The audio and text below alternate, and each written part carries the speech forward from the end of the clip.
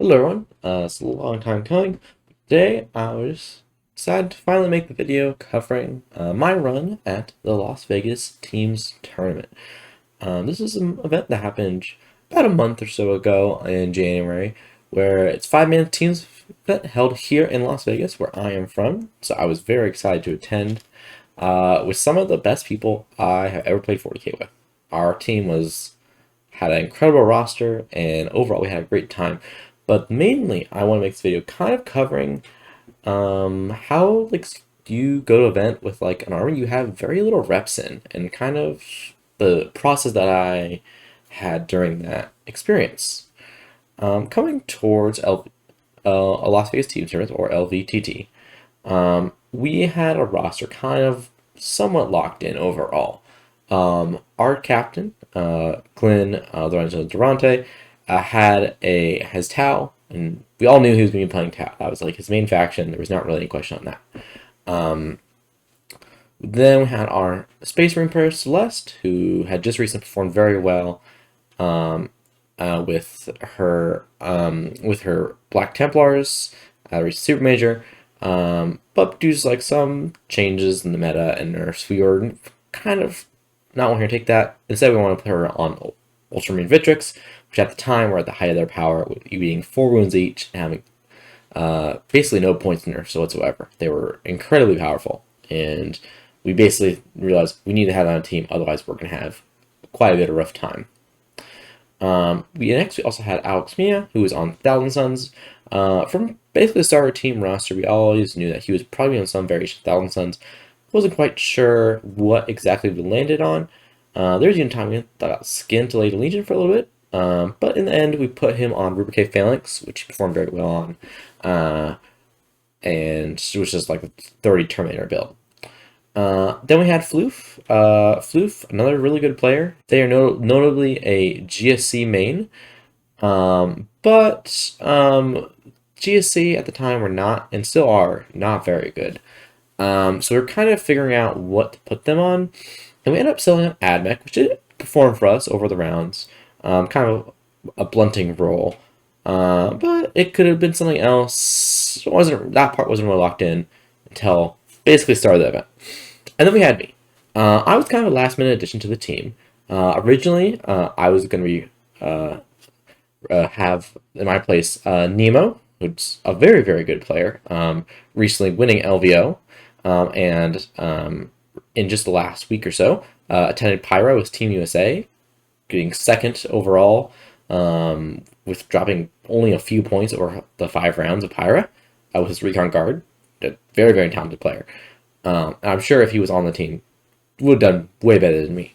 But due to obligations he had in real life, I was brought in because I was kind of friends with Molly on the team. I knew them well, so they felt comfortable bringing me in kind of last minute. And if I was playing, if I had a perk choice, I probably would take Marines. Marines were like, at the time, and still kind of are like my comfort pick, the army I feel the most comfortable with, and what I was like kind of smashing faces with in scrims. But we knew Celeste was like kind of like a Marine player, and we need to have her on that. And while she was kind of thinking about maybe swapping to guard because it's the height of Grizzled's power, we didn't really want to put her on Grizzle with 0 reps when she already has some reps with Ultras and Black Templars and was really comfortable with that Marine playstyle. So we really settled on putting me on Chaos Knights. The triple despoiler build had done some solid work in the past, teams tournaments recently, and I thought, well, we'll just put on that. We know this list is like really easy to pilot, even with like low number of reps. So I started putting practice that. I won an RTT with it, like the week before list lock, and we were kind of happy with it. Until like we took some time to really think our list team composition. There were 3 armies that we were kind of scared of going to this event. Grizzled Company, which we see through that event, Las Vegas teams, and the coming meta was a tear. Like it really was a very, very good army. And we didn't have like a lot of great answers to that. The next one we were scared of was Ultramarines. Ultramarines Victrix Guard, again, a really good army, and not something we were really like, super comfortable with. The final one, which is kind of a dark horse, and while it's way more established now, at the time was not really like something a lot of people were considering, and that's the triple Land Raider Custodes build. A lot of us knew people within like uh, team rosters that were testing this and were using this, and we knew that like some of the top teams were probably going to bring it to Las Vegas Teams Tournament, and we had to be ready for that. And looking at Chaos Knights had a bad matchup into every single one of those armies. Chaos Knights does not deal well at all with Rogue Norns, especially with Armor Contempt. Rogue Norns are T12, so Chaos Knights are always wounding on 6s. You're only getting a few wounds through from each knight. They're saving on 3s and cover. 2-ups if they Armor Contempt. It's just not a good time at all. Plus, there's so many models for you to deal with at the same time as you shell by these Rogue Norns. It was so hard for Chaos Knights in that matchup. Again, Victrix, another really terrible matchup. A single Victrix guard with Oath and Lance will very consistently pick up a big knight. And I couldn't really deal with that. Like, that's something I can deal with because Victrix, with the AOC, again, having 2-ups, 3-up saves and cover, it's just not something I can deal with. And then Land Raiders, again, same issue profile. 2-up save, high toughness. While it didn't have Armor Contempt, it did have reactive moves, it had really good melee, real wounds, a lot of axes and stuff that could really just deal with me, and I could not deal with them whatsoever. So we're very quite soon looking at my army as being the weak link of the team. Like, if we have this army and bring it, I'm probably going to get fed these mad matchups, and I'm going to eat them, and it's going to be really hard for us. Because in 5s, you can only really protect like your first defender, and sometimes your second defender. There's really not a whole lot of agency in 5s. Like, if I was that first defender role, you're kind of going to get what you're going to get, and you can't really protect it. And we really want to protect our gun lines. Like, we don't want to be spending this valuable first defender slot on these Chaos Knights when they really can get like pinned by some of these better armies and still take a big loss anyway, leaving our gun lines like a lot more vulnerable. So after some discussion with the team and with Nemo, I decided, kind of of my own volition, what if I just full send Grizzly Company? We were thinking about having Celeste on it, and while she was comfortable with reps, I was, as a player, kind of comfortable with like just jumping in onto this. Well, I hadn't played guard in about 2 years seriously competitively. Like, I hadn't put them on the table in person since 9th edition, and I hadn't seriously played them on TTS since like Index Guard with like the Resurrection Kazakin. But I was fairly confident that I could pick this army and perform well with it. I just need to find the right build, and thankfully we kind of had a good idea where to go. We were kind of looking at this and in like we want a gunline role that can play on these open boards, because all the boards at Las Vegas Team Tournaments were on GW, and there's quite a few of them that are rather open. Most rounds had 4, 6, 2, like all these like really kind of powerful shooting lane maps, and playing on that seems like we should have as many like long firepower as possible. Locally, I have a friend here in Vegas, Ben Jarek, who had been recently playing Grizzle Company at guard, and I knew he was kind of on this like triple Vanquisher build, which is like and like tanks and Volgadorns, mix of that. So I kind of went into the list writing process and came out with this. I've been a few small tweaks there after advice from Nemo and Josie Howard, another one of a good friend of mine that's a guard expert.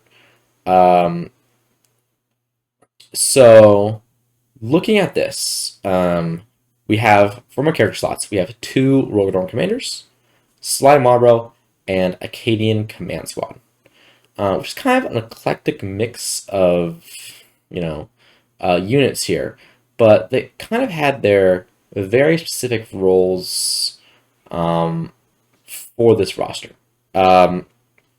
Basically, what we're looking at is Rogadorn Commanders were and still are an incredible toughness and shooting piece. Kind of bringing perspective back at this tournament, we still had real 1 swound for Grizzly Company, which really pumps up these Rogadorns to like a significant threat profile. Stacking on with the real 1s to hit, the floating hit, wound, and damage reroll, they're just really, really consistent, really durable with the Armor Contempt, and really just had all the tools to just like be the core of your damage. And they also had the extra orders. They basically had all the orders needed for all your tanks. Next, we have the Cadian Command Squad. So the Cadian Command Squad was kind of a last-minute tech piece, which I ended up being really happy with and was responsible for multiple diff points throughout the tournament. Because originally we had a Cadian Squad, just hold my home field with Cadian Squad. And while that's like definitely useful, it didn't really give me much aside like a little bit extra screening. The Cadian Command Squad, for the exact same points, gave me that Foxcaster order, which ended up being really important to leverage probably the most powerful strat in Grizzle Company, which is the additional order strat. Basically being able to balloon out that extra order to the Kazakin, the Katachans, like out of phase, at 24 inches was incredibly useful. And I ended up using it throughout the tournament to swing diff points, swing primary, like give OC out, and it ended up being an incredibly useful tool in the army. Slime Marbo, a little bit less so. He was kind of a little bit of tech piece, like an extra lone op to hold on those map 4 and 6 layouts, which you can kind of see are not the easiest to hold for a lot of armies. Especially even like with the gun, like I don't want to put a tank out in the objective, so even put this lone op, and he did okay. Like he was fine. He screened. He did a few actions here or there, but I wasn't super impressed with him, and I probably would have replaced something else if I had access to. Like he was about the same points as a horse squad, and I probably could have fit that in instead. I think that would have been more useful, but we ended up using him, and it turned out okay. Moving on to our tank package, we got triple Vanquisher and Exterminator Lehman Russ. So the triple Vanquishers at the time, I think, were really useful for this event in specific. This was right before the Catan ended up coming out, so we don't have to worry about those yet. With Vanquishers, not great into Catan because they don't have a whole lot of reliability built in into that to get past that 4 save. You don't even have dev wounds like some of the railguns to get past it. You kind of just had to hope the Catan failed saves. But at this tournament, wasn't as big of a concern. Like we're trying to hunt those Rep X's, those Land Raiders, those other like tough tank pieces to make sure very useful. It kind of sit down those GW map 4, map 6 firing lanes and just unleash firepower. I ended up going with loadout with Melta-Guns on every single one of my Lehman Russes, which I was ended up being happy with. Ben Jarek, who took a very, very similar list to mine, he went with plasma cannons on his Russes to help like deal with like 5-man scout squads on objectives, and he was very happy with it. So I think it's really up to like dealer's choice what you went with there, and I think either one would have worked out for me. But I was really happy with it. The Exterminator, again, kind of layers mostly on the Rogodorns, just like improving the AP for those larger weapons. And he was kind of a very specific tech piece to deal with Victrix Honor Guard, because Victrix Honor Guard are like something I wanted this list to be able to hunt and be able to take out. And extra AP for the Kazakin and the Dorns shooting at these Victrix Honor Guard, incredibly useful. And making sure you get those 4-up, 5-up saves after the armor temp expires to remove these squads. Going for those 2+ save vehicles, super, super useful, and I was really happy to have that. Moving on to like our main, like I think probably the most important part of Grizzle Company Guard at the time, and still a very important part, even without the real wounds, is the Kazakin Chimera transports. The Kazakin Chimera transports are incredible, incredible, incredible pieces in the Grizzle Company. Between the ability to use firing deck to like shoot plasmas, shoot meltas out after falling back, out of engagement range, popping melta mines, scoring, denying primary, they were just integral throughout all my games. Scored me a lot of points that killed so much stuff, and are always a little more annoying than people want to deal with. And the Chimeras, a super useful tool. There's definitely a lot of people arguing to maybe have a Torox here or there, give a little bit extra reach on that turn 1 Alpha Strike. But I think in the end I was very happy with the triple Chimeras, just because that firing deck was really useful, and the flamers on them as well, so like you had a pretty good Overwatch, which I used multiple times throughout the event to like get those T3 goobers that like walked forward into this flamer range. Incredible, incredible pieces. I was super happy to run 30, and I would always run 30 basically every single guard list. Finally rounding out, we have the 10 Katachan, which, you know, they were okay. They were 2 10-mans. They really did their job. They went out, they scored the points, they scouted. Nothing, you know, they could have been pretty much any of the 10-man guard units. I think there's maybe an argument for Kriegs, because Kriegs are like a little more durable because they have the med pack, and like a little more offensive because they have the better special weapons. But I think Catachan were really useful for like this list as like the opening pieces with that Scout 6, giving a little bit extra movement on turn 1. Also giving that little Flamer, which helps like clear out some of the extra chaff, which I was in the end really happy with. So after locking down this list, we submitted it. I only had about a week of reps to kind of practice. Ended up being around 4 or 5 games on TTS with this list, and I felt pretty comfortable with it. But playing on in person with a list can always be a little bit tricky when playing on TTS. It just feels a little bit different. You have to get in the groove, make sure you're managing your clock. So I was a little bit nervous, especially coming in, because all the players on my team I knew were really excellent players. I wanted to prove myself, want to make sure that I performed well, and switching to Army last minute is definitely a little bit nerve-wracking for that. Like, because what if this was the wrong choice and I end up failing because I don't know how to pilot the Army successfully? Ended up those fears being a little bit unfounded, and obviously we'll go over this will kind of show how that was unfounded. But we'll go open and first round. So our first round was Team Zugzswang versus brought to you by Denny's. It was a little more casual team. They were not the most competitive team, so they were like kind of coming back to the game. Didn't have like a ton of reps, so we were kind of comfortable with this, especially going in with our Matrix. But again, they were a bunch of excellent people. We had a great round. Again, pretty much through all of our rounds this event, I always had a great opponent. I had a good time. No one, I just not speak ill of any of my opponents. We all had a wonderful time, especially there was a few rounds that I had absolutely excellent times in, and I will shout those out as we go through them. So opening up, I played versus Ricardo. He was on Sub-Assault Nids. And looking at this thing, if you go in and pull into TTS here. So look, again, you can see my army right here. We'll kind of go over to my opponent's army here. So he was playing Subterranean Assault Nids. Kind of a not super standard build. It was kind of, like the Zone Throat bricks are like, more standard, the Trigons.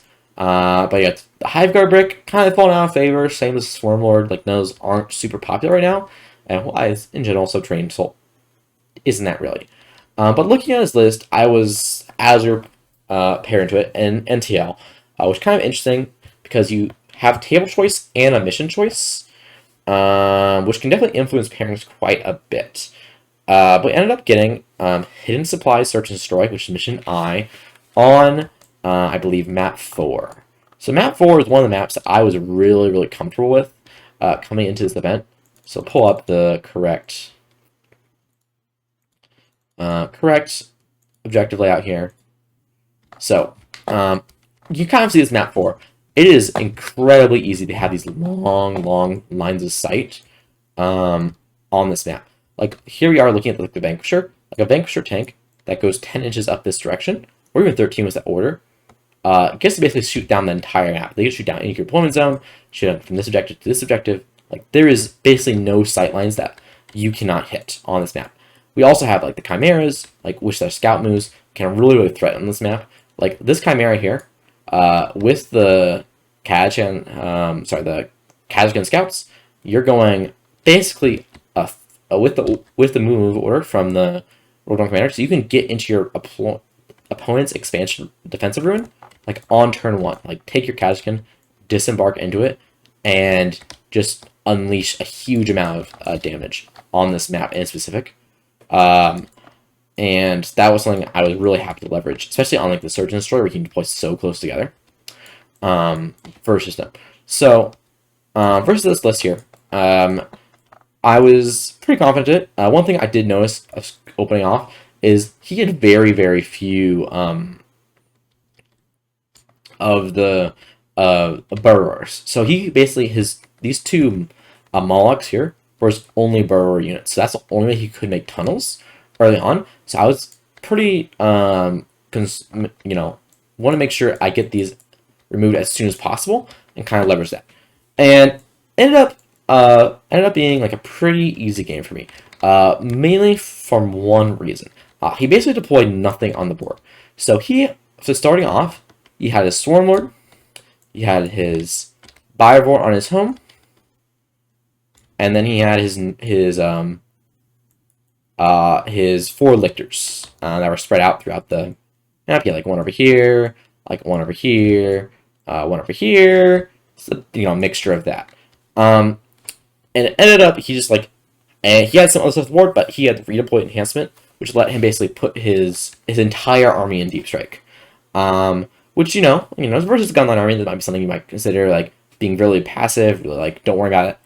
But I think that was a huge mistake here, and we ended up seeing how that played out. Is I deployed super aggressively. Like I put Chimera like here, like I was like ready to go, and I ended up going first. And what I did on turn 1 was we basically kill every single one of his lictors. I killed 3 lictors on turn 1 with 3 different Cavalry units.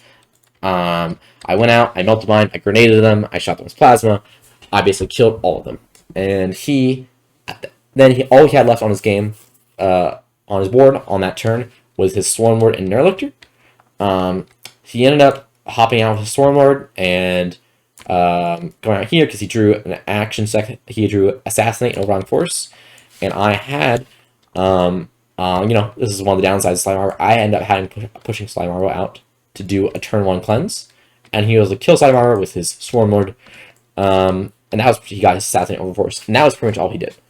I then immediately killed his last Lictor and Stormlord, and after that, he brought him basically the rest of his damage pieces, which is like his Neurolictor bricks. Like he brought them up, like up here. He brought some. He's driving like his Molochs. Like he brought them in. He killed like 1 tank, and then between my Rogadorns, my Kazakin, my Chimeras, I was able to basically kill everything else on the board and quickly max my primary. Like I scored. Besides the 1 turn he Shadow Warp, I scored 5 on primary. I scored 15 every single other turn. Never failed to get a secondary, and I held him to 0 primary the entire game because he never touched a mid-war objective because he was able to bring his reserves off his tunnels. Like he brought 1 tunnel here, 1 tunnel here, but that's nowhere near the objective. So I was able to just completely table him and remove every single one of his secondary pieces super quickly with killing all those lictors, which is kind of the play that I had in mind, which basically meant he was not able to score any points, and it brought me to a pretty quick 20-0. I believe, if I remember correctly, I was the first game to finish that round. So there was, unfortunately, it was a wonderful game. I think a little bit of skill gap there, and a little bit of strategy imbalance there as well. We move on to the next game. This is versus the Lobsters. So the Lobsters were actually a pretty, a little bit above their weight. In comparison to the round we're playing them. Like usually kind of look at these early rounds as something a little bit easier. Lobsters ended up actually finishing above our team, which we'll discuss a little bit as we get to the later rounds. They also they ended up going 4-1, only losing to us across the entire tournament. So it was a little bit of a harder round. Last round, all of us won all of our games. This round we had 2 losses and 3 wins, so we were able to end up clutching it out. But it was a little bit of a tighter game. Here I ended up playing, again, we also played on map 4. This time we are on Terraform Crucible, however. I was ended up, this map, again, I was like, we're really happy with this map. A little bit less so versus him, because unlike the last time, he actually had some like pretty decent shooting threats that actually threatened my T-Tail Dorms. Like, last game, zone threats are okay at shooting Dorms, but not like great. But Rapid Exes are actually really good in the guard tanks, especially with Oath and Storm of Fire. Like looking at the profiles, if you look at this heavy laser destroyer, with Oath and Storm of Fire, this goes to AP 5, ignore cover, hitting on 3s with wound rerolls and wounding on 2s, which means it's very consistent. And if both go through, I don't get a save unless I armor count for a 6-up save. So I'm like very likely to die to Storm of Fire Repex, like a Rogadorn from top to bottom. And that ended up happening this game. Early on, like he had a little bit agency here. He went first, so I kind of ended up being probably a little bit mispositioned with my Rogadorn because I had him up here. I ended up like pushing him over here to like basically threaten a little bit, like say I can come down this way, but I pushed a little bit too far out, which let him push a Repex out and basically one-tap this door from top to bottom with Repulsor Executioner, which made this game a lot scarier than it really had to be. If I played a little more conservatively with my pieces, which I think probably more appropriate in this matchup, it would have been a lot easier for me. But some stuff didn't end up going my way. One thing that really happened in this game that I took advantage of was that Terraform. Even though like I ended up mostly tabled by the end of this game, I maxed my primary because I basically scored 18 on primary pretty much every single turn. I scored 18 turn 1. I scored 18 on primary on turn 2, and then the rest of the game I just kept scoring primary because of the Terraform. which he basically never unterraformed objectives till turn 5. I just kept scoring those, even though like I didn't have much presence. And one thing is, he kind of played a little bit passively. Like his Gilman didn't leave this ruin behind this ruin till turn 4, which meant I was able to play out like kind of focusing on moving the Vitrix. Because what ended up happening is while this first one got completely destroyed, I was able to remove and I kind of flubbed back. Like I shot my tanks in the Repex and I did not kill it. I left it on like 3 wounds or something like that. But what ended up happening is this Repex then shot both of them and didn't kill my second Rogadorn, which is down over here, which ended up being a pretty big swing because now I was able to shoot back. I was able to remove the rest of his tanks throughout the game. He had so for his Vitrix Honor Guard, he had his Euro Ventress in Deep Strike, which ended up coming down on this flank over here and taking me off my expansion objective. But what I ended up doing was basically focusing on removing his other Vitrix Honor Guard. I was able to remove Kato Sicarius and most of basically Calgar's unit by combination of Kazkin, Exterminators and Vanquishers and Rogadorns. So basically, I will remove this. And again, he still had his Uriel. I believe he still had Calgar, I think, as well. Like Calgar without Vitrix and Gilman, which ran around. And they all scored like a decent amount of points because of my Terraform lead. I was able to kind of be on primary. Like I also be on secondary because towards the end, again, he just had Gilman and his friends, so he wasn't able to score that many secondary points, especially during the middle of the game. While I was able to score 10 more secondary points than him and 20 more primary, which ended up at 15-5. I think one thing that could have done here, and I did play Ultras later on in the tournament, which I also get the same thing happen again, is I think they should have played more aggressive with Gilman. Gilman is actually really, really annoying for guard to deal with in an effective way. Because he's kind of a swingy piece, like I can't just like send a Kazkin unit out just like this is gonna die. Because Kazkin don't kill him. Because his he's T9s, the plasma's like not good to him. Meltas are like 4 ups a wound, 4s on the save. And once I shoot him, he dies. If he comes back at 6, I have no way to respond to that. Like 6 is the amount of wound counts that with his stand back up is that I don't kill a 6 wound with in outside the shooting phase in any way. Like a tank shot is basically, unless I am gambling my entire life, is not going to do it. Like odds are a tank shock only does like about 3 damage to him. I could maybe try to do a tank shock and then out of face melt of mine. Again, goes off on 2+, only D3. It's just so swingy. Like on average, I can never deal with it. So Gilman not coming out till that turn 4, turn 5 meant like he wasn't able to leverage that advantage where I could kind of just ignore him and score my points, which is what I ended up doing. The other thing to kind of keep in mind here is even more so now that Victors are only 3 wounds, but guard are actually surprisingly good at dealing with the tricks, especially if you get them on objective. Like, well, Kazkin in both my games with tricks were like the MVPs. Because what Kaz can do is they basically get the 7 plasma shots and the 2 meltas. Hitting on 2s, you get them to, like, they're still like wounding on, because they're high enough strength, they're wounding still on 3s, rerolling 1s into these Vitrix. So they're kind of still pretty consistent. I got both times I got Exterminators off into the Vitrix Honor Guard, which got the extra AP going, which meant that these Kaz can kind of just rip through the Vitrix. Like both games, like Kaz can kill like 4 Vitrix like by themselves. Because like a Melta going through, killed a clean Vitrix. Plasmas killed like 2 more. I got a Melta Bomb. I got a Grenade off. Like I kind of just like tore through them. Well, and then I got like the Exterminators and the Rogadorns to kind of like finish off those last remaining Vitrix and characters. One thing that happened in this game though, Kato ended up living through all the damage and chased down to my home field, which is really, really annoying. I had to deal with him later. But yeah, it was a really solid game. Dustin was like definitely a very good opponent. He like made a few like small positioning mistakes like Gilman and stuff like that, but otherwise it was like a very solid game. He played well, and a few dice went the other way, like especially like into Replicas and Dorns. Either way, I think I definitely went in a much tighter spot and probably would have gone to a lower round. In this game, we only got 3 wins. It was me, Celeste, and Glenn. We all got a win, and then Floof and Alex took the tougher matchups, got some losses, but they got enough points we were able to pull out the 59-41 win. Which got us the win going to our last round of day 1. So day 1 was 3 rounds, which as teams can be a little bit tough, especially like sometimes pairing, the matrixing, the games can get pretty long. But versus this next round, I had again a wonderful opponent.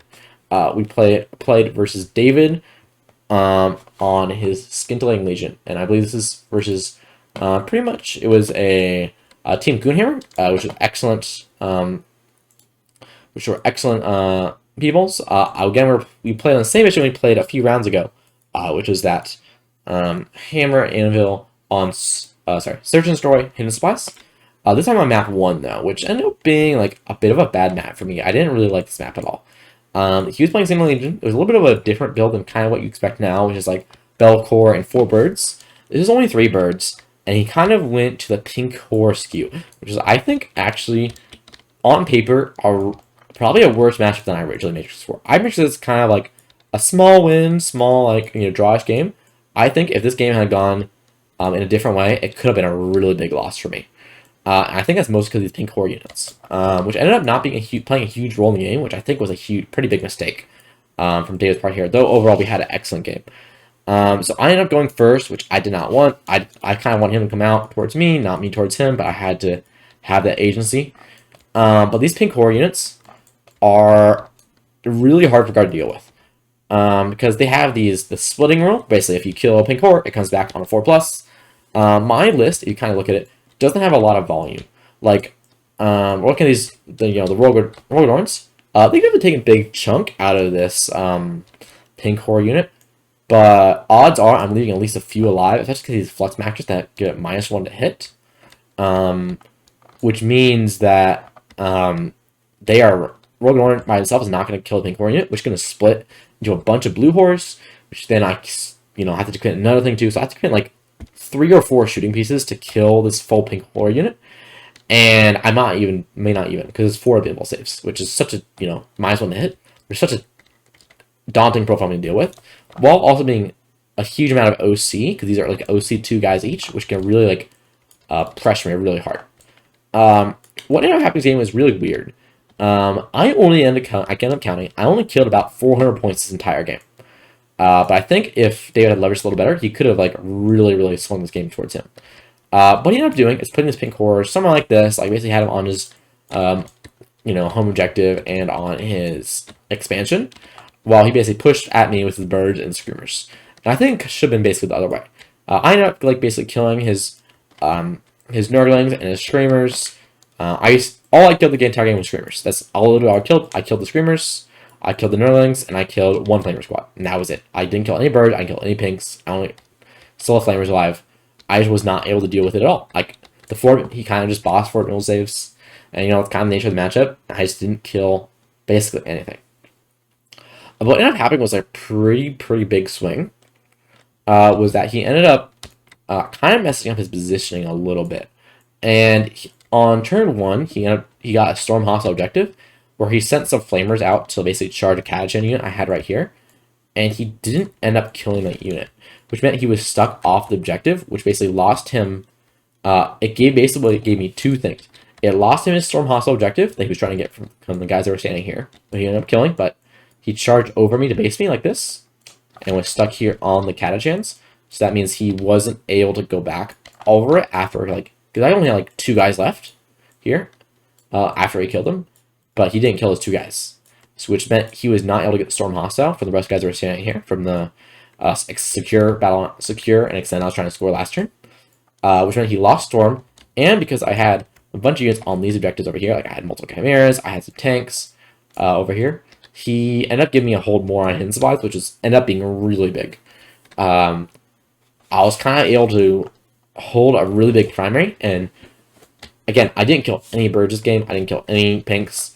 What I ended up doing is basically just kept trading tanks and Kazakin to just flipping primary. Like I would send out 10-man Kazakin unit, get themselves to just stand next to bird because bird is only 4 OC. These guys are 10. He would just stand here, flip the objective. Kairos could kill stuff. They would die, and we just kept refreshing that process over and over again, which ended up giving me a 40-point primary over the game, going first on hidden supplies, which is I think was really huge. Like not something that you really expect going first against a bad matchup on hidden supplies. While David ended up only scoring about 20 on primary.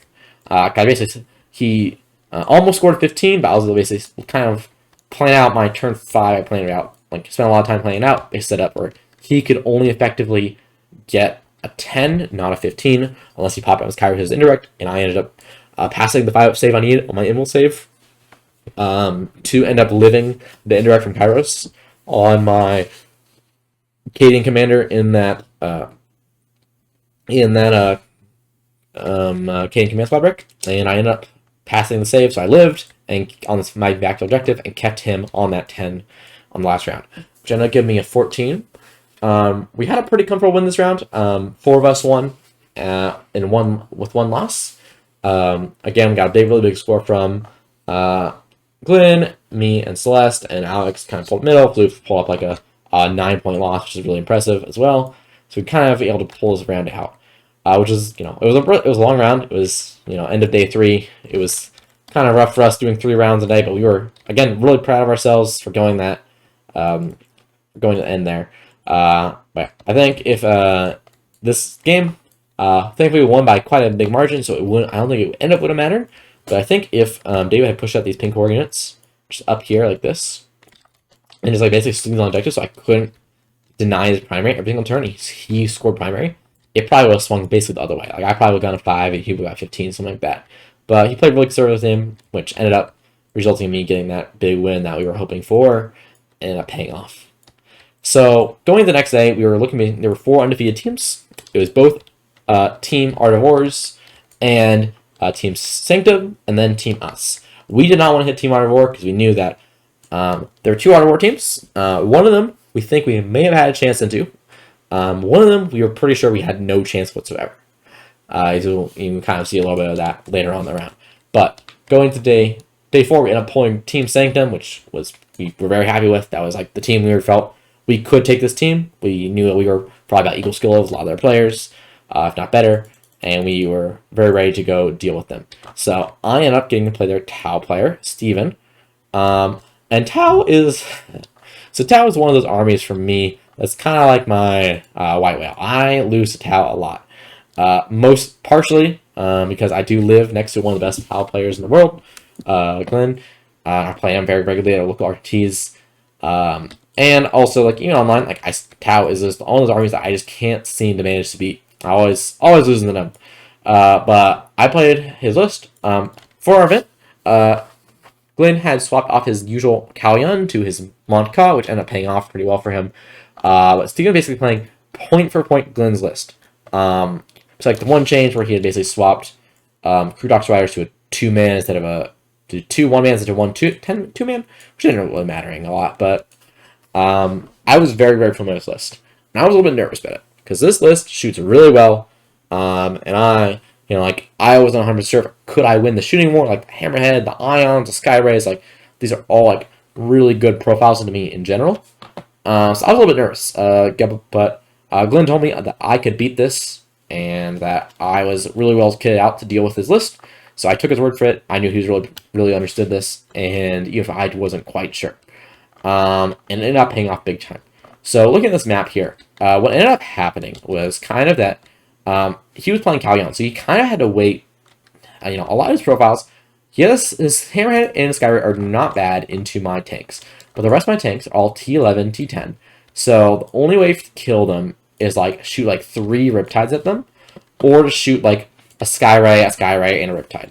Like to consistently kill a tank, especially with smoke and other things like use like kind of improve the defenses, armor contempt, stuff like that. So he was kind of playing really passively. He didn't want to push out, but I was like, I'm gonna make this a turn 2 game. So I deployed really aggressively, and after I didn't do much turn 1, but on turn 2 I was like, I'm gonna make this happen, and I pushed out basically everything. Like on this map, you're able to push out Dorn over here, Dorn over here. I pushed out like all 3 of my Chimeras. I pushed out all my Legion Russas, and my go turn kind of flubbed a little bit. Like I only killed like two of his things. Like I barely killed a Skyray, and I killed like Riptide, and that was basically it.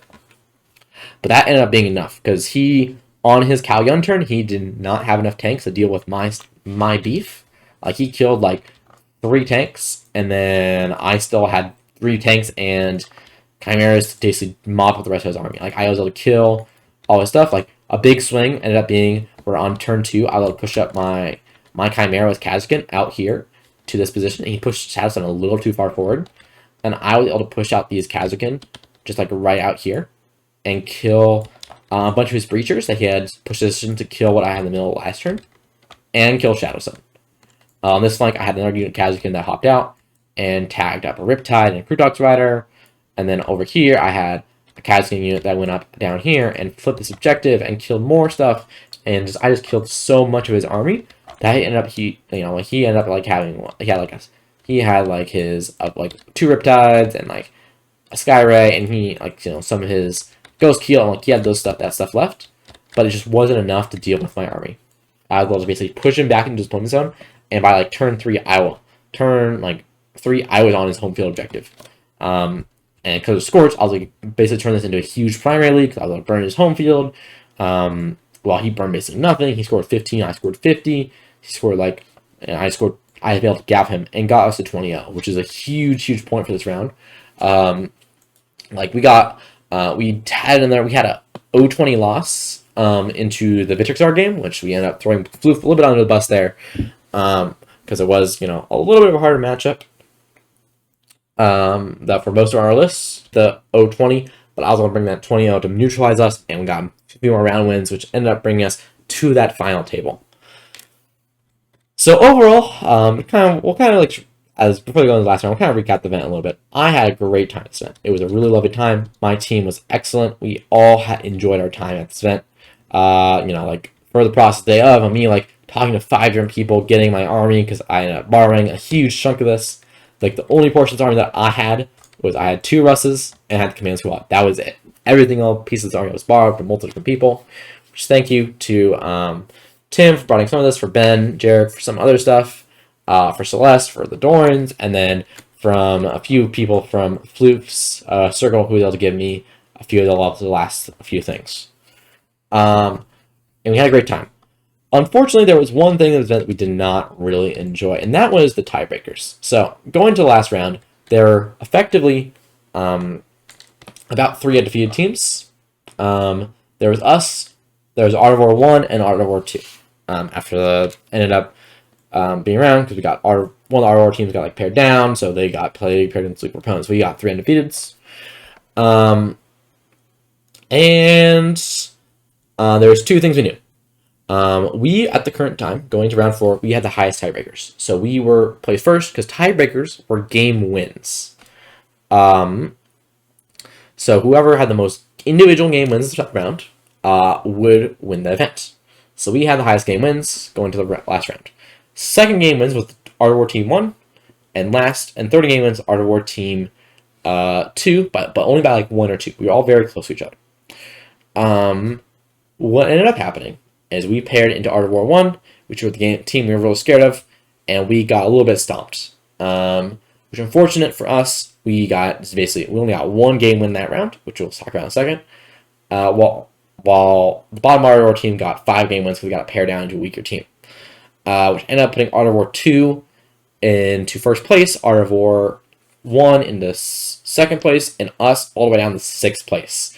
We got passed by multiple teams that we would have ranked hard for the entire event. One team we even beat in round 2, being Lobsters, which, again, great team, but we did beat them in an early round. So it was a little unfortunate. Definitely would have preferred if the tiebreakers were strength of schedule or anything like that. If we had played strength of schedule, we would have been placed up in 3rd place on the podium, which would have been really nice. Felt a little bit rewarding, but we did have to, unfortunately, get dropped down to that 6th place. In the future, I would hope Frontline Gaming does, switch out to those to a better tiebreaker system than just game wins, which I don't think is relevant for a team scoring setting. But besides that, we had a wonderful game. So going to the last game, we were all, a little bit nervous. This is our team Art of War. There's a lot of really good players, multiple starting roster members of Team USA for WC from previous years. So we knew we had a lot to prove going to this round. We ended up getting a little bit we had a win. For 4 of our games, we had some losses. Alex played Anthony Villena, and he basically was set out to get a 5, and he ended up getting that 5, which is pretty much exactly my matrix, which we're really proud of.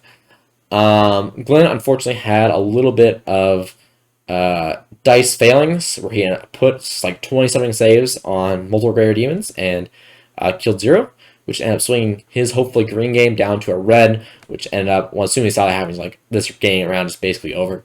Floof got beat up by Sam Pope on his, which I think we was kind of expected. It was like Floof was a little bit unfamiliar with the list. Sam was the master of his.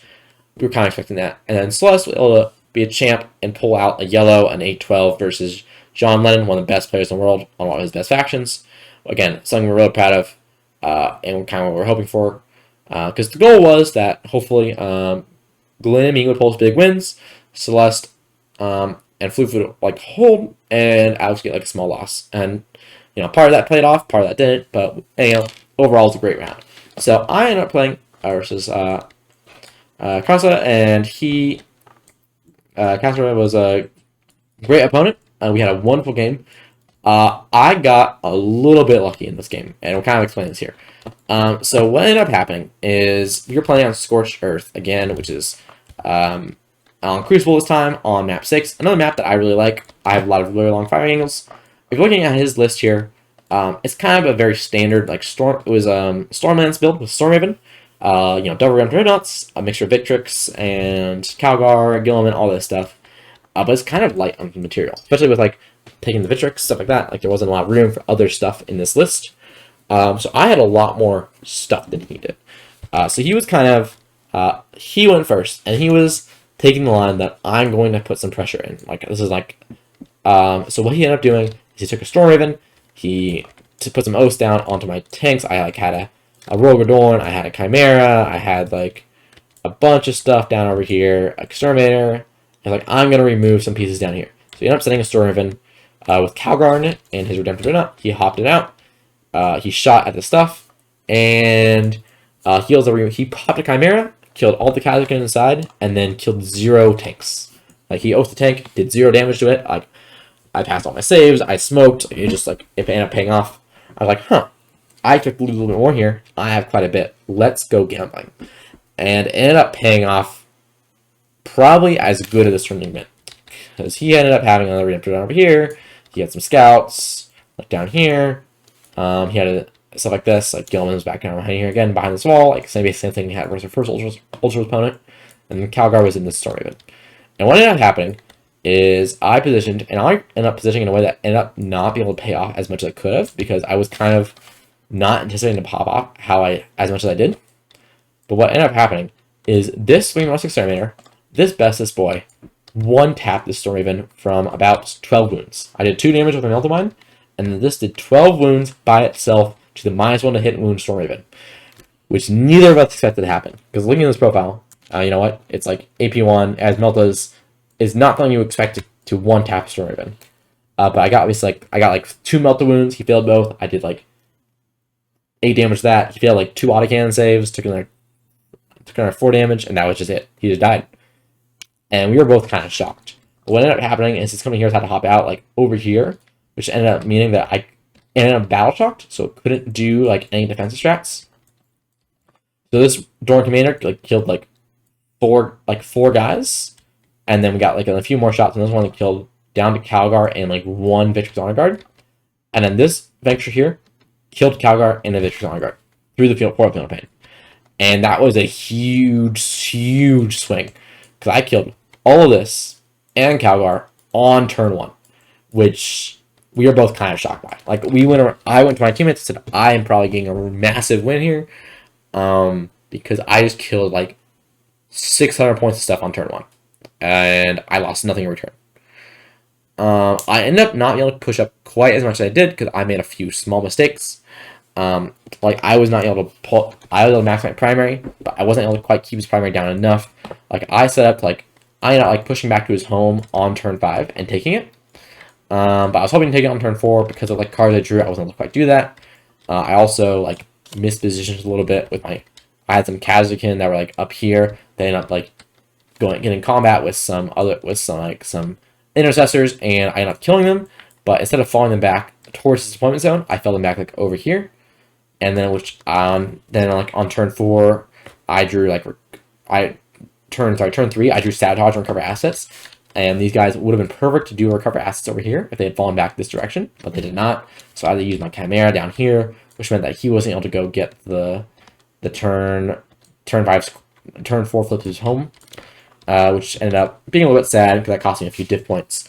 But it was an incredible game. Calzaro was a great opponent, and I'd be more than happy to play him again, even if I probably won't be as lucky next time. But overall, I was incredibly, looking at the guard list here, I was incredibly happy with it. It performed very well.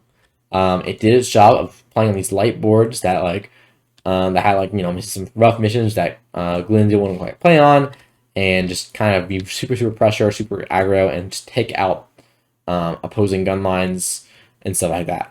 And that's what it did. It uses toughness skew, the power of Grizzled's flexibility of snap to it, of armor contempt, of the lethality from these real hits and real wounds, and it paid off extremely well. In the current environment, I probably would not run this list anymore, which is kind of interesting. Like, I did very well with it. I went 5-0. I was second highest ranking guard player at the event. Like, I did very well with this list, but I don't think I'll play this anymore for multiple reasons. Well, first, in teams I was being a little bit babied. Like, I got map choice basically every single round. I was like the first, second defender. The maps were really good for me. Like, there was like a map 8 and a map 1 on every round, but besides that, it was all shooting maps. Like, it was all maps I felt comfortable playing triple vanquishes on. If I was playing in singles and like there's map 7, a map 8, maybe even like a map 3, like, I don't think I feel comfortable playing this list. Like, it's a little parking lot. It needs those open angles to shoot with those vanquishers. And if you don't have that team's protection, I don't think this list is very good. It's also like multiple different builds you could have done teams. Like John Lennon, he did the trip 12 Bulgaren list at teams, and his team did very well as well. And he also had a really good run. It's just I felt this list was like with 0 reps is the best way for me to do, and it ended up paying off. Fusing with Chaos Knights to this list. Now my guard list, I'm playing much less tanks like the Scion spams, the 20-man unit. If you want to like hear more about this, Josie Howard has his Discord, which you can join from his YouTube channel, where you see some guard experts talk a lot about how to play at a high level. One person to talk to is Gustavo, which love to hate him, but he's really good at guard, and he has a really excellent list of archetype that he's kind of been pushing for, which is the 27-man, like Cadian Bricks, with like Nork and Castellan, and kind of playing like Recon Guard, but in Grizzled, which has been performing really well, and it's basically what I would play in guard right now. Overall, I had an excellent time at Las Vegas Teams Tournament, and just a few week from now, I'll be playing in California Teams Championship with XPZ, where I will hopefully make another video talking about my run there. Though it won't be guard, I will be playing a much less dynamic army for that event, which we'll talk about in a future episode. But thank you guys all for watching. I hope you do enjoy. If you do, feel free to subscribe and leave a comment asking for what you want to see for next future videos. Hopefully I have more videos coming out over the next week or so. Thank you very much. Have a great day.